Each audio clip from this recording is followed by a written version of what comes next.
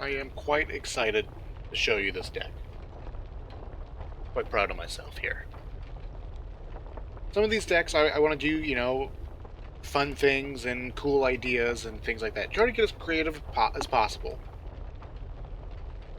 One element that we can look at as far as deck creation goes is what corners can we cut.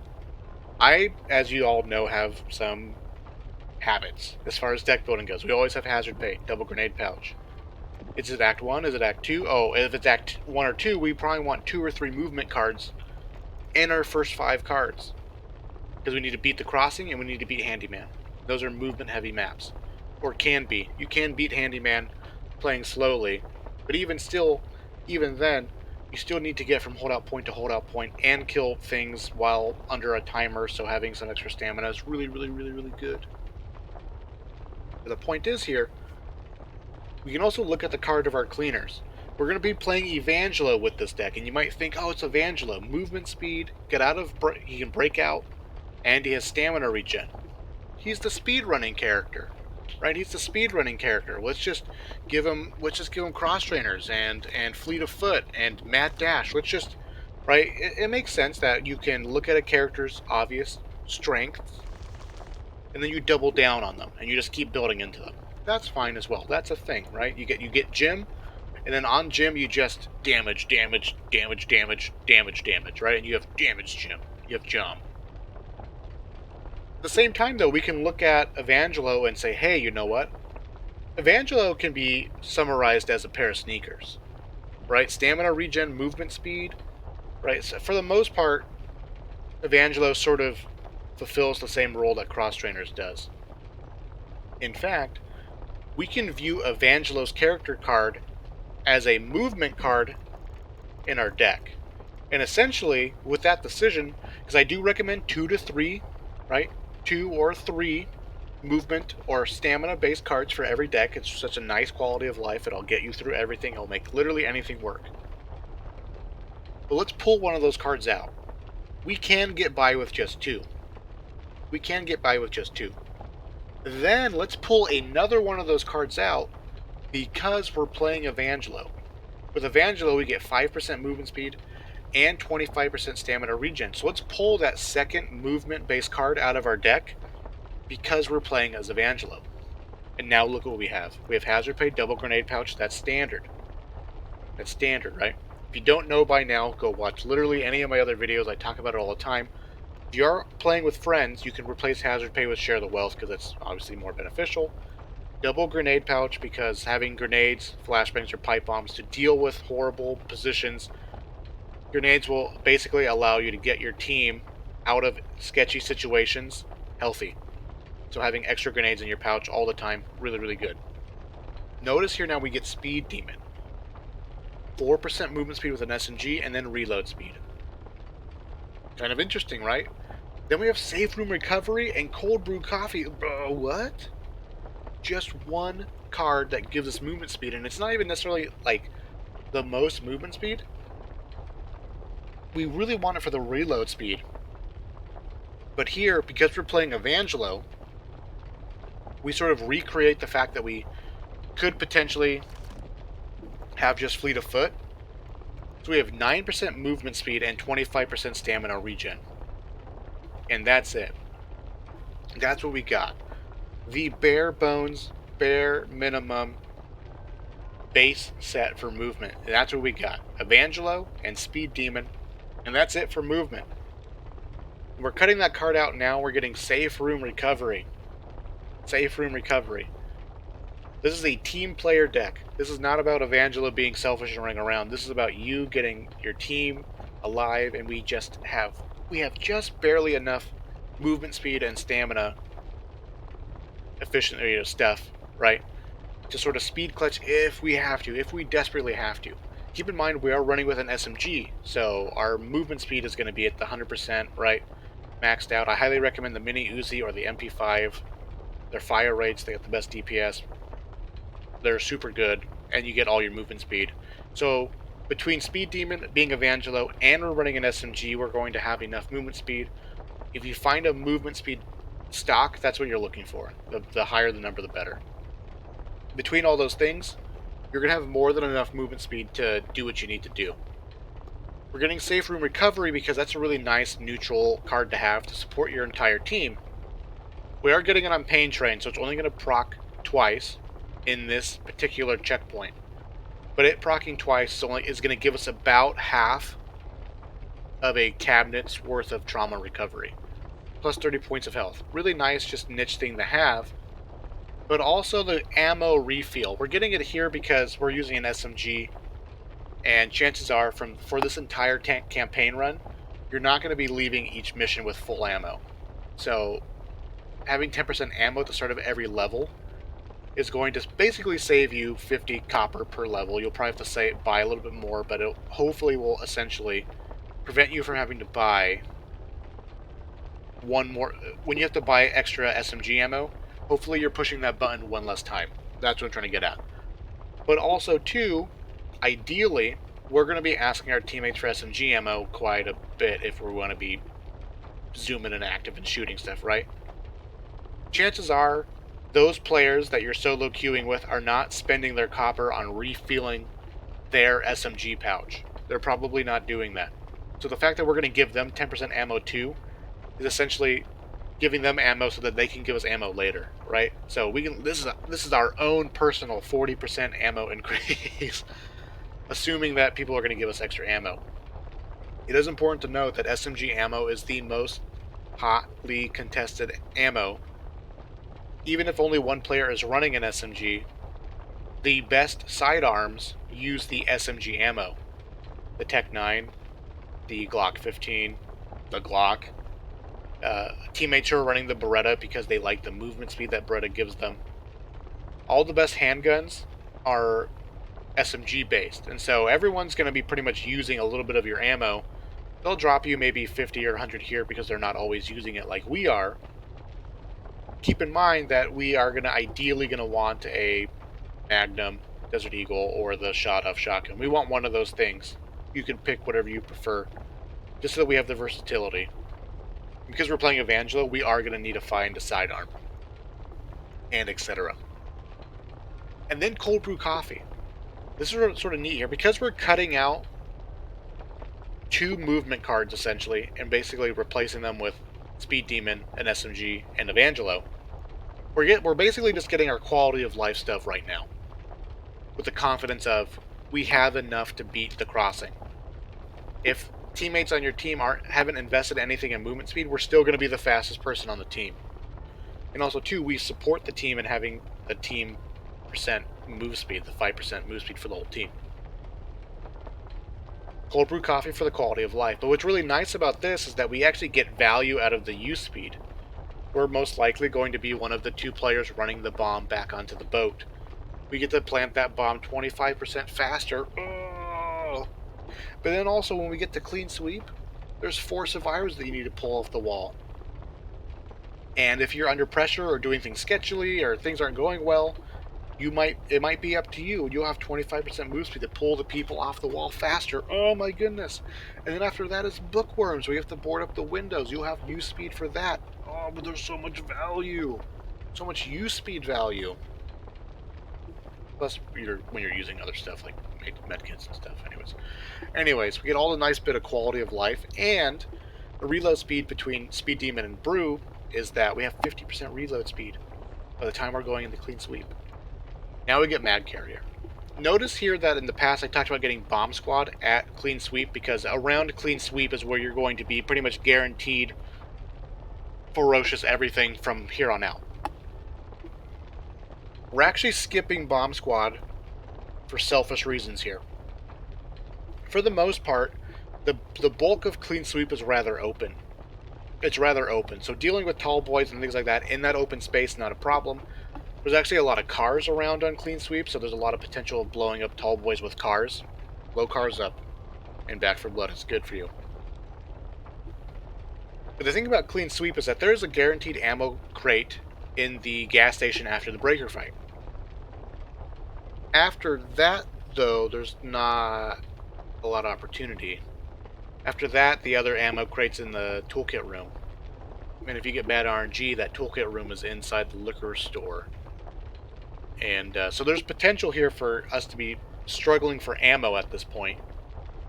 So let's look at the extra 30% capacity, extra little bit of damage. That's nice, whatever. Um, just to help take the edge off of our ammo supply, because again, like we're gonna be tight on ammo all the time because we want to shoot our gun. That's the fun part, right? But do try to be conservative. We really do want like a Magnum or a Desert Eagle or something that we can participate killing things in other ways without always having to rely on our SMG. Our SMG is our go time. Bad things are happening, whip out the SMG. And with this, you'll have 30% more ammo to do so. Then we get Bomb Squad going into Bookworms. Keep in mind too, when you're doing the holdouts in Clean Sweep, the only place where you can really get trapped is like in the liquor store itself. Because like if you have all 4 players hunkered down like at the blue container or at the staircase by the potential toolkit spawn room, there's a decent amount of length there for you to burst down the tall boy if you have a damage dealer on your team. And only if you have a damage dealer on your team and things like that. And even if you just throw a grenade at that point, even though it's not bomb squatted out, a grenade will still do about half the health of a ferocious tall boy. So, for the most part, between that grenade and your team focus firing, you'll still have enough to kill it. Though with Bomb Squad, we would kill those tall boys outright. Still enough to kill it, though. But then we get Bomb Squad for Bookworms because once we're inside the hotel, even though there's lots and lots of rooms and corners to hold out in, they're kind of shallow, there's sharp corners around them. At this point, having the Bomb Squad is a really nice guarantee that for the most part, if we throw a grenade, the tall boy is going to die. We don't need to worry about it. It's done. In the zone. In the zone now. We have Bomb Squad for tall boys at the barroom blitz. And now we get in the zone. Grenades kill mutations. Our SMG, with the reload speed, we have 50% reload speed plus another 50% potential. We are going to be unstoppable horde killer. The SMGs already have the fastest reload times, the fastest ADS times, and things like that. Now we just need to get some headshots, and we can put all kinds of bullets into the horde, keep it at bay, keep them off of the jukebox, and reload super fast, and keep doing it over and over and over and over again. Super awesome card. We now have really solid crowd control, and we have decent kill mutation ability in tight confined spaces with our grenades. Marked for death on special delivery. Nice little support card to have here for the team. Keep track of the snitches in the dark. Special delivery always has the corruption card, the dark, which causes it to be nighttime, and the snitches that spawn are always mutated, so they always trigger a horde. Also, there's a good chance of running into a boss here. Mark for Death will help you keep track of it in the darkness as well as kill it faster with your team. Offensive Scavenger. I used to talk about getting this card on Abandoned because it's really nice on Abandoned. It's also incredible on the Diner. I have found time and time again, because there's so many cars and weird ledges and the garage shop outside the diner, and then all the cars in the parking lot of the diner. There is a ton of potential offensive spawn locations on the diner, and I find even if just one player is running Offensive Scavenger on the diner, you will find 3 or 4, potentially 5, 6 different throwable things. And the diner, where dealing with the horde is relatively easy, especially if you have razor wire. The only thing that's going to get you killed is tall boys and wretches and mutations. So getting an extra 2, 3, 4 things that you can throw on the diner to deal with the mutation, that's an extra 2, 3, 4 mutations that are not going to be a problem for you. Not going to be a problem at all. So Offensive Scavenger is a great card to run, like a great clutch card to run on the diner, just on general, no matter what deck you're using. If you don't know what to put in and you're doing Act 1, put Offensive Scavenger in, put it on diner. You'll feel the loot raining down on you because there's a lot of nice potential here. Not only that, then now we get the Scavenger for all these other maps. When we get to Abandoned, there's the gas station, the infested house, the house that you stabilize after the running up the alley, plus the journey up the mine shafts to the safe room. All of that space, very, very lootable. You're pretty much forced into all of it. The pathway up the Blue Dog's Hollow is a glorified hallway, so if there's anything spawning on rocks or in the back of trucks or in whatever, Evangelo Scavenger will get you there. And the Abandoned is a map where, again, because you're holding out in that infested house, there's going to be a strain on your resources when you're holding out. So getting any extra grenade, one flashbang, one grenade, one Molotov, that's all one more scenario where you don't have to worry about a mutation because you spent a throwable resource on it, got it killed, buttoned it away, not a problem. Now we have Offensive Scavenger for both the diner and Abandoned when we get there. Now we get Shoulder Bag. Shoulder Bag here. Because once we hit bad seeds, the missions get way, way longer. So if you have a dedicated support player on your team, you can carry whatever you need for them, or whatever they need, and etc.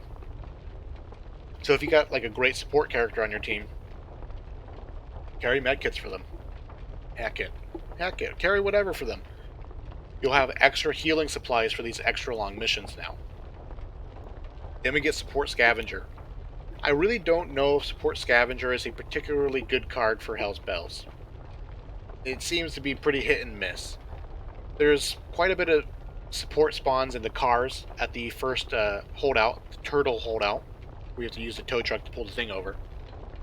Beyond that, though, there doesn't seem to be a whole lot. Sometimes there is, sometimes there isn't. Not a whole lot. But let's just get it here anyways. Because again, if we get one bandage, 2, 3 bandages extra, an extra pain pill here, that can just be really valuable to replenish the team supplies, because chances are you're not going to get through that first holdout without anyone taking 0 damage, right? And even to get one bandage here or there can be really, really clutch, really nice to have.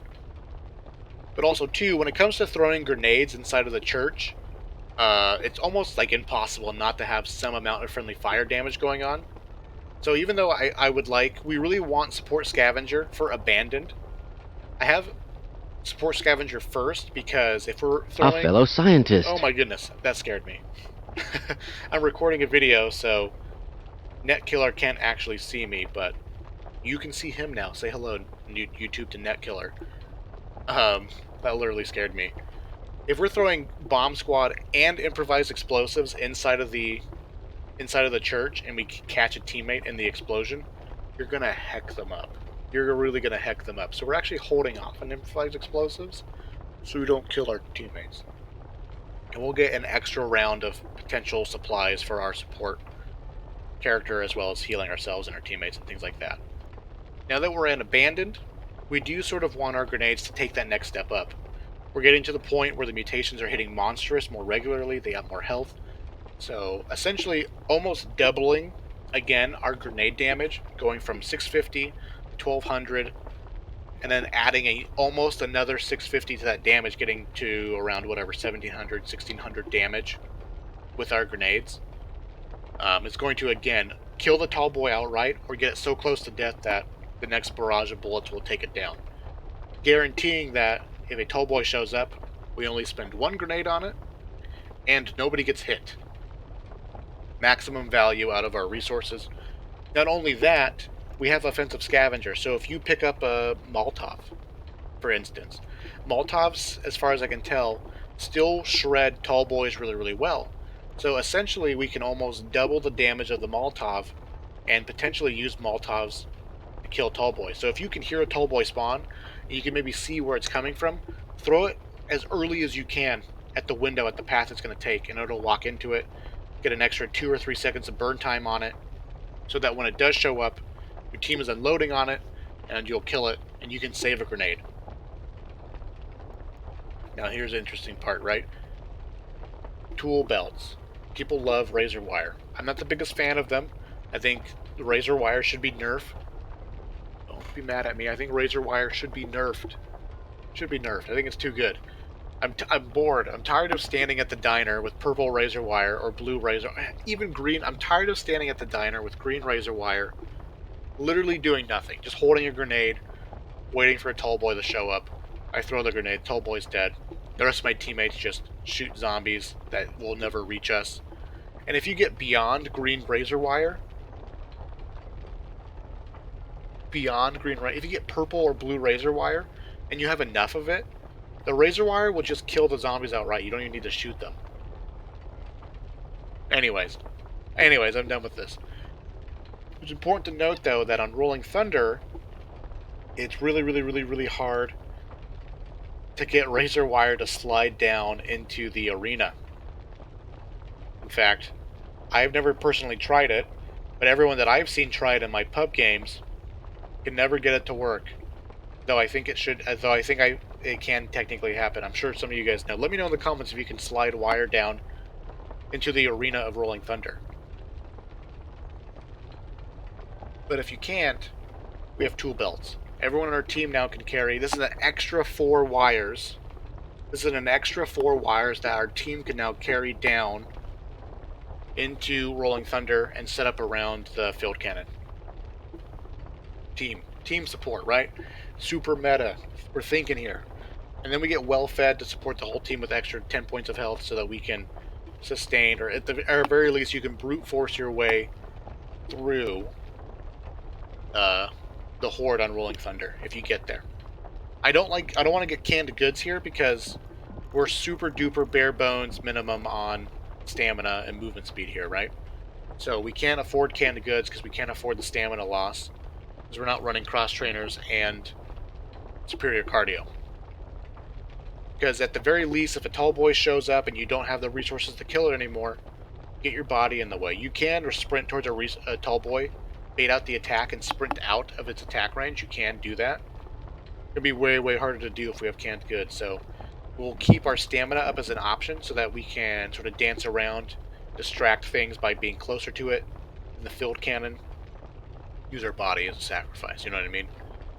So yeah, this is the Evangelo SMG, I don't know, scavenger deck sort of thing. I don't know what this is. This is a weird blend of, like, we're using Evangelo to still have the twinkling of a solo clutch deck capability, but then heavily invest into crowd control, mutation killing potential with grenades, team support with safe room recovery, utility cards. This deck does literally everything. We can run, we can throw grenades, we can kill the horde by ourselves with our super fast reload speed. We have extra resources for the team, we can see things in the dark, and we can carry lots and lots of razor wire. Very cool deck. Let me know what you think. Please play this deck. Let me know what you think. Check it out. I think it's a super awesome deck. I think this is going to be the meta for Evangelo. If you want a character who can still speed clutch, but doesn't need to invest cards into it, so that they can still invest cards into being a team player, that's the way to go with Evangelo, I think. So thank you guys for watching, and I'll see you guys in the future.